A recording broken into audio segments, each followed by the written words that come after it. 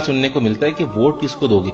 कोई कहता है कि मैं उसको दूंगा जो वक्त पड़ने पर मेरा कोई जायज नाजायज काम तो करवा सके। गोया वोट ना हुआ, रिश्वत हो गई कि इधर वोट दो और उधर काम निकलवाओ। कोई कहता है कि मैं तो अपनी बरादरी को दूंगा। गोया सारी दुनिया की काबिलियत तो इनकी ही बरादरी पर खत्म है। कोई कहता है कि मैं तो उसको दूंगा जो जीत रहा हो। गोया वोट ना हुआ, सट्टा हो गया। कोई कहता है कि सिस्टम ही ठीक नहीं, मैं तो वोट डालूंगा ही नहीं। गोया आपके वोट न डालने से तो सब ठीक हो जाएगा ना। तो भाइयों, क्या आपने अल्लाह का हुक्म नहीं सुना कि अमानतें अहले अमानत के सुपुर्द कर दो। वोट ऐसे ईमानदार आदमी को देना चाहिए जिसके हवाले आप अपने घर की चाबियां भी कर सकें। अगर आप अपने घर की चाबियां उसको नहीं दे सकते तो इतने बड़े मुल्क के खजाने कैसे आप उसके हवाले कर सकते हैं।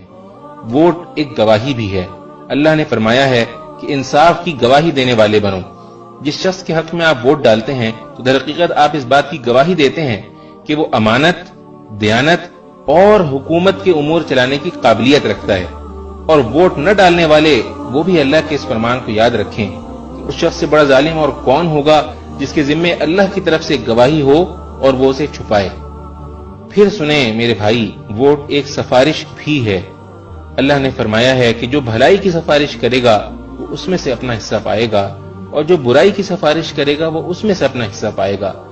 आपके वोट से जो जीतेगा, आपकी बरादरी का हो या ना हो, और मुल्क में अच्छे काम करेगा, उसमें आपका भी अजर होगा। और अगर वो बुरे काम करेगा तो उसके गुनाह में आप भी बराबर के शरीक होंगे। इसलिए वोट सही आदमी को देना, गलत आदमी को वोट देकर अपनी आखिरत बर्बाद न कर लेना, क्योंकि रसूलुल्लाह सल्लल्लाहु अलैहि वसल्लम ने फरमाया, रोज़े क़यामत वो शख्स सबसे ज्यादा खसारे में होगा जो दूसरे की दुनिया के लिए अपनी आखिरत खो बैठे।